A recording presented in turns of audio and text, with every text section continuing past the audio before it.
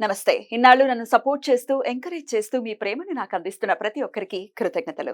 అలాగే ఈ వీడియో కూడా ఖచ్చితంగా మీకు ఉపయోగపడుతుంది. లైక్, షేర్ అండ్ సబ్స్క్రైబ్ చేసి మీ సపోర్ట్‌ని నాకు అందించండి. అలాగే ఈ వీడియో పట్ల మీకున్న అభిప్రాయాన్ని కామెంట్ సెక్షన్‌లో కామెంట్ చేసి తెలియజేయండి. ఇప్పుడు వీడియోని చూద్దాం. నమస్తే, వెల్కమ్ టు అవర్ ఛానల్. నేను పద్మిని. ప్రస్తుతంతో పాటు ప్రముఖ ఆధ్యాత్మికవేత్త, సూర్యోపాసకులు, సన్ స్పిరిచువల్ సొసైటీ ఫౌండర్, అలాగే వెజిటబుల్ థెరపిస్ట్ విక్రమాదిత్య గారు ఉన్నారు. మాట్లాడదాం. సార్ నమస్తే సార్. సూర్యోస్మి తల్లి. సార్, ఈ శుక్రవారం వచ్చేస్తోంది. వరాహి నవరాత్రుల్లోనే ఉన్నాం బై ది వే. అయితే ఈ శుక్రవారం వైవస్వత సప్తమి రాబోతోంది. లాస్ట్ ఇయర్ కూడా మాట్లాడుకోవడం జరిగింది, గుర్తుందా? మళ్ళీ వైవస్వత సప్తమి రాబోతోంది. ఆషాఢ శుక్లపక్ష సప్తమిని ప్రత్యేకంగా సూర్యనారాయణమూర్తి అనుగ్రహం కోసం ఖచ్చితంగా కొలుస్తూ ఉంటారు. ఏమిటి ఈ వైవస్వత సప్తమి ఒకసారి? అంటే మనం ఇంతకు ముందు కూడా మాట్లాడుకున్నాం. అంటే యావత్ ప్రపంచం భూగోళం అంటే విశ్వం అంతా కూడా ఆయన మీద ఆధారపడే బ్రతుకుతున్నాం అని చెప్పడానికి ఇంతకన్నా ఇంకోటి ఏం అక్కర్లేదు. ఆయనకు మరొక పేరు వైవస్వత మనువు. అలాగే కశ్యప ప్రజాపతి పుత్రుడు, అదితి పుత్రుడు. ఆయన అదితి ద్వారా అంటే ఆవిడ నాకు కొడుకు కావాలి, నాకు సంతానం కావాలని వేడుకున్నది ఎవరినంటే సూర్యుడిని. ఆ సూర్యుడే తనకి బిడ్డగా మళ్ళీ తన గర్భంలో జన్మించడం జరిగింది, జన్మ తీసుకోవడం, అదితి పుత్రుడిగా జన్మించడం జరిగింది. అది విచిత్రంగా ఉంది. సూర్యుడు కావాలని సూర్యుడిని వేడుకు ఆయనే తన రూపాన్ని మార్చుకుని మనకి జన్మ తీసుకోవడం జరిగింది. ఎక్కడ కాశ్మీర్లో అదితి పుత్రుడిగా జన్మ తీసుకోవడం. కాశ్మీర్లో మనకి మార్తాండ దేవాలయం. ఆవిడ అంటే నేను సూర్యుడిని వరం అడిగాను, సూర్యుడే నా బిడ్డ రూపంలో జన్మ తీసుకుంటున్నారని భక్తి శ్రద్ధలతో ఆవిడ ఉపవాసాలు చేస్తుంటే అక్కడికి కశ్యప ప్రజాపతి వచ్చి అంటారు, ఏంటి పుట్టబోయే బిడ్డను చంపేస్తావా ఏంటి, ఉపవాసాలు అవి చేసి అని చెప్పేసి. ఆ చిన్న అపభ్రంశపు మాట అక్కడే అబార్షన్ అయిపోద్దని బయటకు వచ్చేస్తాడు. మృతం అండయతి అంటే మృతి చెందినటువంటి అండం బయటపడుతుంది. మళ్ళీ ఆయనే ప్రార్థిస్తే ఆ మృతంలోంచి ఆయన మళ్ళీ జీవాన్ని తీసుకుంటారు. అందుకని ఆయన మార్తాండు అయ్యాడు. కాశ్మీర్లో ఉన్నటువంటి దేవాలయం మార్తాండ దేవాలయం. మృత అండయతి ఇది మార్తాండ, ఆయన పేరు అక్కడ మార్తాండు అయ్యింది. అంటే ఇక్కడ మనం ఆ రోజు మనకి వైవస్వత మనువు యొక్క ఇది ఆయనకి వివస్వాన్, వ్యాప్తి కలిగిన వాడు. మీకు నేను త్వరలోనే అంటే నేను చేస్తున్నటువంటి సూర్యోపాసనలో కాశీపట్టణంలో అంటే యావత్ భారతదేశంలో ఉన్నటువంటి సూర్యనారాయణమూర్తి యొక్క ప్రభావాలు కోకొల్లలుగా బయటపడుతూ ఉంటాయి. మీకు ప్రతి నెల కూడా ఆయన మీద ఆధారపడి సంక్రమణాలు. ఇప్పుడు ఇది ఏ సంక్రమణం? కర్కాటక సంక్రమణం జరగబోతోంది. కర్కాటక సంక్రమణం అంటే 4వ ఇంట్లోకి ఆయన రాబోతున్నారు. అంటే అది చంద్రుడి యొక్క ఇల్లు, మనస్సు. అంటే ఆత్మ, బుద్ధి, మనసు ఏకం అవ్వటం, తల్లి తండ్రులు ఏకం అవ్వటం అని కూడా ఒక శక్తి, స్త్రీ శక్తి, పురుష శక్తి. ఈయనలో అద్భుతమైనటువంటి cosmic energy, high cosmic energy ఉంది. దాన్ని తగ్గించి చంద్రుడు తీసుకుని ఔషధాలుగా తయారు చేసి ఇస్తూ ఉంటాడు. ఈ ఆషాఢ మాసంలో సిద్ధులు పొందడానికి, గుప్తంగా ఉన్నటువంటి మనలో చైతన్యం లేకుండా నిగూఢంగా ఉన్నటువంటి శక్తులని అవేకం చేసుకోవడానికి ఈ ఆషాఢ మాసం చాలా ఉపయుక్తకరం. అందుకనే మనకి మరి అంటే మనం వారాహి నవరాత్రులుగా చెప్పుకున్నాం. ఇది గుప్త నవరాత్రులు. అంటే నిగూఢంగా ఉన్నటువంటి మనలో ఉన్నటువంటి సిద్ధులను నిద్ర లేపడానికి ఈ ఆషాఢ మాసం విశేషంగా దోహదం పడుతుంది. మనం ఏం మాట్లాడుకున్నాం, మీరు పొట్లకాయ విరివిగా తీసుకోండి, ఆషాఢ మాసంలో పొట్లకాయ బాగా తీసుకోండి, మీకు మంచి శక్తులు వస్తాయి, సిద్ధి. మనం ఏదైనా సాధనలో ఉంటే ఆ సాధన సిద్ధించడానికి అవకాశం ఏర్పడుతుంది. ఇక ఈ రోజు మనకి చాలా విశేషంగా సప్తమి. ఏం చేయమంటారు మరి? ఏమున్నాయో అద్భుతాలు ఉన్నాయి మన దగ్గర. మణిపద్మేహ మంత్ర జపం ఉంది, ఆదిత్య హృదయ పారాయణ, ఇంకా దాన్ని మించిన శ్లోకమే లేదు. ఇప్పుడు అంటే మనం చాలా చేసేస్తున్నాం, విపరీతమైనటువంటి ఎవరు ఏది చెబితే ధనం కావాలి, ఎవరు ఏదో చెప్పారు అది చేసేస్తున్నాం. రామచంద్రమూర్తి రావణాసురుడి మీద యుద్ధం గెలవటానికి ఏం చేశారమ్మా? ఆదిత్య హృదయం. మీరు వరాహి నవరాత్రులు చేయండి, లేదా రాజశ్యామల చేయండి, లేకపోతే మాతంగి చేయండి, దుష్ట సంహారం చేయాలంటే ఇది చేయండి అని చెప్పలేదే, సింపుల్గా చెప్పారు. ఆయన చేయలేరా రాములు వారు? అలాగే మీకు మహాభారతంలో తీసుకుంటే శ్రీకృష్ణుడు అర్జునుడికి చెప్పింది 7 అధ్యాయాల ఆదిత్య హృదయం గురించి. ధర్మరాజు అరణ్యవాసం చేసేటప్పుడు తన వెంట ఉన్నటువంటి వారికి ఆహారాన్ని ఇవ్వడం కోసం ఆయన గురువు ఏం చెప్పారు, ఆదిత్యుని ఆరాధించు అనగానే ఆయనకి అక్షయ పాత్రలు ఇచ్చారు. ఇక్కడ శత్రు సంహారం చేశారు. మనకు సత్రాజిత్తుడు సూర్యోపాసన చేస్తే శమంతకం అని ఇచ్చారు. బంగారమే, బంగారం పుట్టించేసేటటువంటి మని. గుర్తుపెట్టుకోమా, నేను ఎప్పటి నుంచో చెప్తున్నాను, మధ్యలో వచ్చినవి మధ్యలోనే పోతాయి. అవైదకాలు అని మన ఆదిశంకరాచార్యులు వారు చెప్పడం జరిగింది. ఎందుకు చెప్పారు అంటే ఇది ప్రతిదీ కూడా మీకు నేను ఊరికే చెప్పట్లేదు, పురాణాల్లో ఉంది, భవిష్యోత్తర పురాణంలో ఉంది, గరుడ పురాణంలో ఉంది. అంటే ప్రతి పురాణంలోనూ సూర్యుడి యొక్క ప్రాశస్తి మీకు చెప్పుకుంటూ వెళ్ళారు. మీరు ఏ నెలలో ఏ వ్రతం చేస్తే ఇది సూర్యుని అనుసంధానం చేసుకుంటూ ఆయన సంక్రమణం రోజు కానీ పౌర్ణమి రోజు కానీ మనం ఏం చేయాలి, ఆదివారాలు కానీ ఎలా చేయాలి, అద్భుతమైనటువంటి వ్రతాలు ఉన్నాయి. అది మనకు వేదం చెప్పింది. మరి ఎలా ఏం చేయమంటారు? సూర్యుడిని ఆ రోజు మీరు ఆదిత్య హృదయం పలుమార్లు చెప్పిన సందర్భం ఉంది, ప్రత్యేకించి ఆ రోజు సూర్యనారాయణ మూర్తిని ఎలా అర్చించమంటారు? ఖచ్చితంగా ఎట్లాంటి సమస్యల్ని అధిగమించవచ్చు మనం అనేది కూడా ఒకసారి. సమస్యల్ని పరిగణలోకి తీసుకోకండి, అది సమస్య. మీకు పెద్దది, నాకు చిన్నది. నాకు చిన్నది అనిపించేది మీకు పెద్దది అనిపించవచ్చు, నాకు పెద్దది అనిపించేది మీకు చిన్నది అనిపించవచ్చు. అంటే సమస్య దాని డెన్సిటీ అంతే ఉంటుంది. మన దగ్గర ఉన్నటువంటి శక్తులు తక్కువగా ఉన్నప్పుడు దాన్ని మనం భయపడుతూ ఉంటాం. అందుకని అసలు సమస్యల మీద దృష్టి పెట్టకండి. భగవంతుడిని శరణు వేడండి, కంటికి కనిపించే భగవంతుడు. ఇప్పుడు కొంతమంది హేతువాదులు ఉంటారు, మీరు అనవసరంగా శివాలయానికి వెళ్ళి అభిషేకం చేస్తున్నారు, అది విగ్రహం అంటారు. మిగతావన్నీ మనకు రూపాల్లో కనిపిస్తూ ఉంటే దర్శనం ఇవ్వు. కానీ ఎవ్వరూ కాదనలేని ఒకే ఒక్క దైవం రూపం సంతరించుకుని నిలకడగా మనకి కనిపిస్తూ నడుస్తూ, ఆయన ఏమీ శిల కాదు, ప్రత్యక్షంగా చర్మచక్షువులకి, అంతర్చక్షువులు అసలు తపస్సు చేయక్కర్లే. సూర్యోదయానికి పూర్వమే కళ్ళు నిద్రదేసి మత్తు వదిలి ఇలా నులుకొని మొహం కడుక్కుని వచ్చి ఆయన చేతులు తోడిస్తే ఎదురుగుండా కనిపిస్తాడు, అద్భుతమైనటువంటి వరాలు ఇస్తాడు. నేను చెప్తున్నాను కదా మీకు, అంటే కొన్ని రీసెర్చ్లు జరుగుతున్నాయి, రిపోర్ట్స్ బయటకు వస్తాయి. కాశీ పట్టణంలో నిగూఢంగా ఉన్నటువంటి శాస్త్రం ఏంటి, కాశీకి సోమేశ్వరానికి, సోమనాథీశ్వర్కి దేవాలయానికి, ఇలాంటి ఎన్నో అద్భుతమైనటువంటి నిగూఢ రహస్యాల మీద రీసెర్చ్ జరుగుతుంది. త్వరలోనే వెల్లడి చేస్తారు. ప్రపంచానికి అందరికీ ఆత్మకారకుడైనటువంటి అన్ని శాస్త్రాలు చెప్తాయి కదా, దేవుడు ఒక్కడే. క్రిస్టియన్స్ అంటారు దేవుడు ఒక్కడే, ముస్లిమ్స్ అంటారు దేవుడు ఒక్కడే. ఎస్, దేవుడు ఒక్కడే.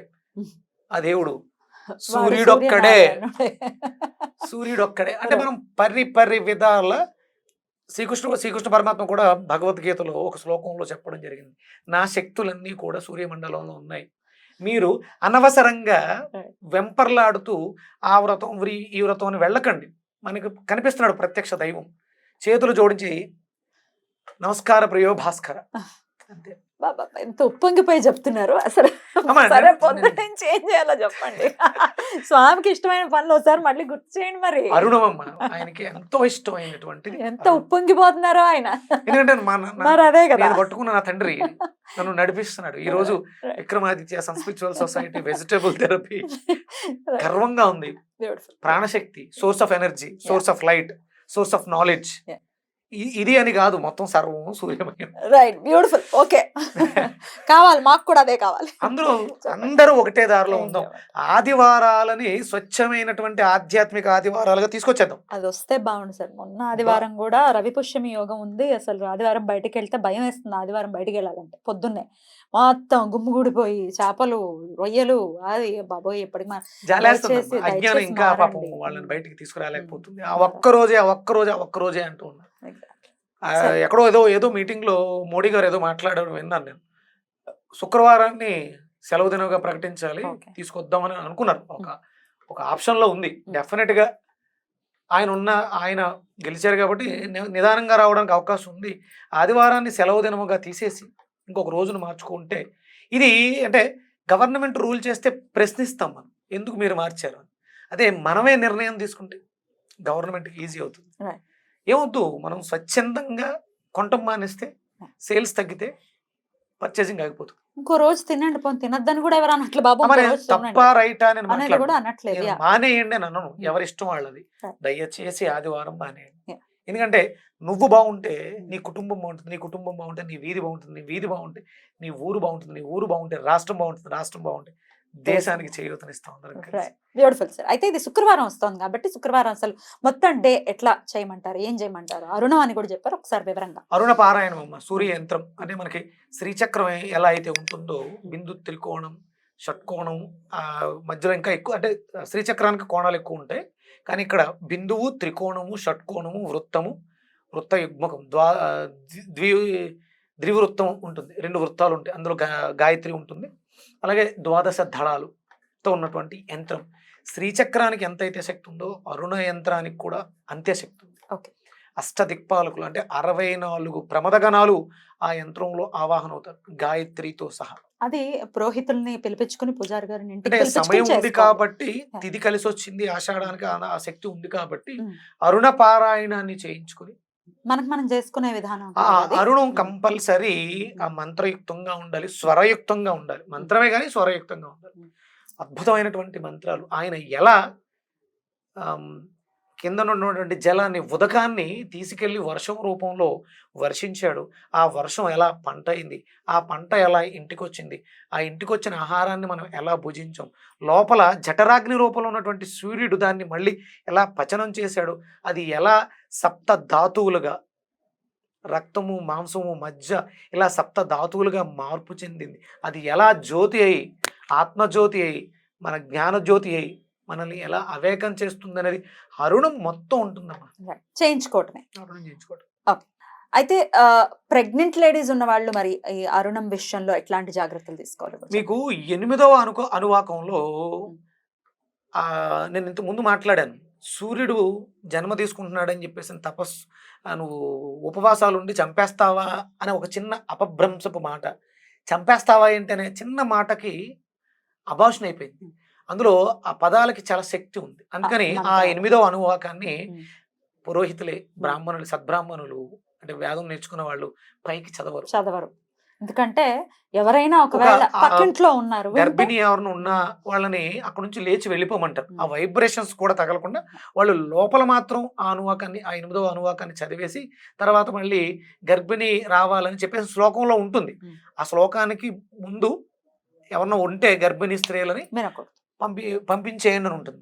అంటే కేవలం స్త్రీలే గర్భిణీలు కాదుగా, ఉన్నటువంటి బల్లులో మన ఇంట్లో ఉన్నటువంటి జీవరాశి కడుపుతో ఉన్నా కూడా అది ఇబ్బంది పెట్టేస్తుంది కాబట్టి అది లోపల చదువుకుంటాడు ఆ బ్రహ్మ, భయపడాల్సిన అవసరం లేదు. అయినప్పటికీ ప్రెగ్నెంట్ లేడీస్ ఉన్న ఇళ్లలో మాత్రం జాగ్రత్త విషయంలో అంటే పురోహితులు ఎలా ఆ జాగ్రత్త తీసుకుంటారు. ఆ 8వ అనువాకం వచ్చినప్పుడు అక్కడికి గర్భిణి స్థానం విడిచిపెట్టాలని రాసి ఉంటుంది, అది పైకి చెప్పి చూస్తారు, అడుగుతాడు యజమాని చూస్తారు కాబట్టి జాగ్రత్తగా అంటే దీన్ని విని భయపడిపోయి చేయించుకోవడం మానేస్తారు. అరుణం ప్రతి ఇంట్లో పారాయణం జరగాలి. వాస్తు దోషాలు లేని ఇల్లు లేవు, వాస్తు దోషాలని సరిచేయాలంటే వేరే ఇంకా దారి లేదు అరుణం తప్ప. వాస్తు దోషాలు దేహ దోష అంటే ఈ దేహమే దేవాలయం, ఈ దేవాలయ నిర్మాణం సరిగా జరగలేదు అందుకని దోషం వచ్చింది, అది ఈ దోషాలను కూడా అరుణం సరి చేసేస్తుంది. ఈ అరుణం చేయించుకోవడానికి ఎంత అవుతుంది సార్? అంటే పెద్దగా ఏమీ కాదమ్మా, ఒక బ్రహ్మ వస్తారు, అరుణ యంత్రాన్ని అందంగా అంటే యంత్రమే ప్రధానం, అరుణ యంత్రం ప్రధానంగా వేయాలి కాబట్టి ముగ్గురు రంగులతోటి అందంగా యంత్రాన్ని లిఖించాలి. శ్రద్ధగా ఆ పారాయణ ఇంచుమించు 2 గంటల పారాయణ ఉంటుంది. అరుణం చేస్తారు, ఒక అరుణమే కాదు దాంట్లో మహాసౌరం కూడా వస్తుంది.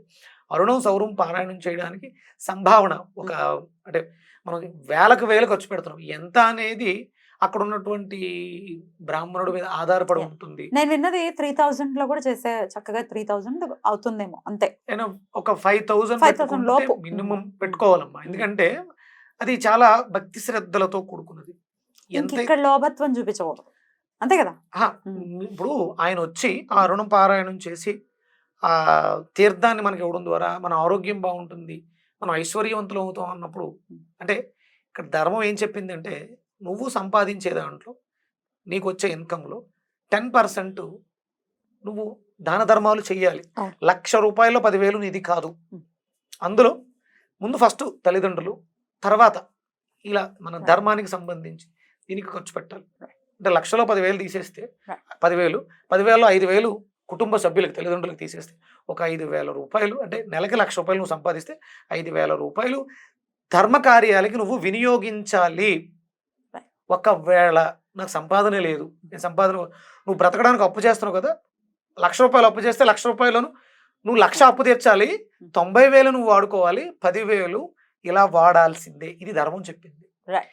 వస్తే ఇస్తాను కాదు, ఇస్తేనే వస్తుంది. వస్తుంది. Give and take. Yeah, నువ్వు beautiful. ఇవ్వు, రాకపోతాడు. మర్యాద అయినా ఏదైనా ఏదైనా డబ్బైనా నువ్వు నాకు రెస్పెక్ట్ ఇస్తే నేను ఇస్తాను కాదు, నేను రెస్పెక్ట్ ఇస్తే సచ్చినట్టు నువ్వు ఇస్తావు, అంతే. ఇవ్వాలి. అంతే. ఇవ్వకపోతే అది ఇంకా నీకు సంబంధించి నిలబడదు కదా, ఇంకా నిలబడే పరిస్థితి ఉండదు. సరే సరే, ఇవన్నీ ఒకవేళ చేయించుకోలేని పరిస్థితి ఉంది, నిజంగానే రకరకాల ఇబ్బందులు ఉంటాయి కదా, పాజిటివ్ యాంగిల్లోనే ఆలోచించుకుని. కానీ పక్షంలో గనక ఏం చేయమంటారు? శుభ్రంగా యూట్యూబ్ లో అరుణు అని కొడితే వస్తుంది. చాలా మంది స్వరయుక్తంగా రాగయుక్తంగా అద్భుతంగా అరుణాన్ని, మరి యంత్రం వేసుకోవడం లాగా అవసరం లేదు. ఇంకా అప్పుడు వినొచ్చా?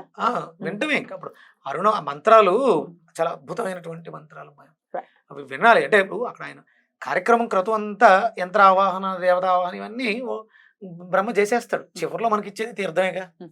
ఇప్పుడు అక్కడ యూట్యూబ్ లో టీవీ పెట్టుకుంటే ఆ టీవీ కింద అక్కడ మీకు ఆ యంత్రం వచ్చేస్తుంది. బిందు త్రికోణ వృత్తంచ షట్కోణ వృత్త యుగ్మకం ద్వాదశ అదే ద్వాదశ దళంతో ఉంటుంది.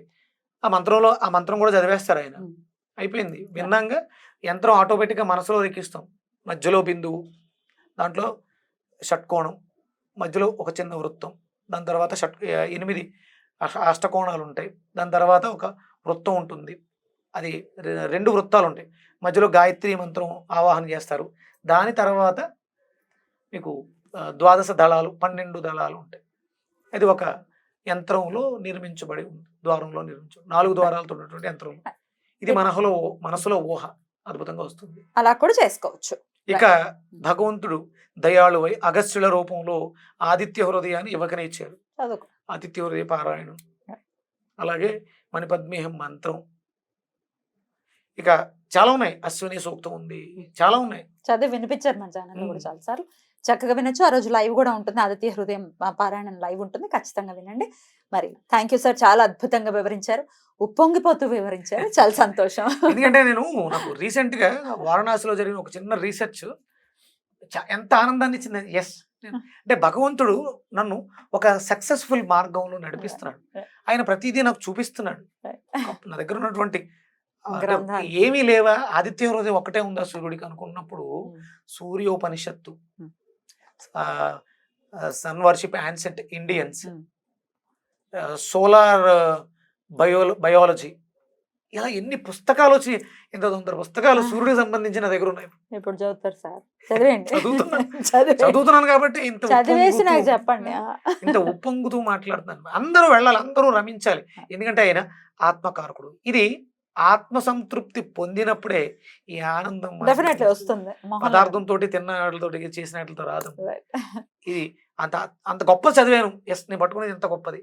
ఎస్, అంటే మనం దీన్ని కోల్పోయాం, దీన్ని మళ్ళీ తిరిగి పొందుతున్నాం. చాలా మంది మన వీడియోస్ చూసి సూర్యోపాసన చేస్తున్న వాళ్ళు షేర్ చేస్తారు. రీసెంట్గా ఆస్ట్రేలియా నుంచి ఒక అమ్మాయి, తనకు కూడా రీసెర్చ్ చేస్తుంది, నాకు కొన్ని స్క్రిప్ట్స్ పంపిస్తుంది.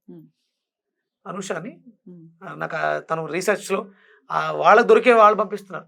గర్వంగా ఉంది. ఎక్కడెక్కడ సూర్య దేవాలయాలు ఉన్నాయి, ఎలా ఉన్నాయి, ఇవన్నీ కర్ణాటక దగ్గరలో, బళ్ళారి దగ్గరలో అద్భుతమైనటువంటి సూర్య దేవాలయాలు బయటపడుతుంది. సంతోషం కదా. అంటే మనం తరించడానికి ఒకటే ఒక మార్గం, వైదిక మార్గంలో చిన్న నమస్కారంతో ఆయన తృప్తి పొందేస్తాడు. అర్ఘ్యం ఇస్తే ఆనందపడిపోతాడు.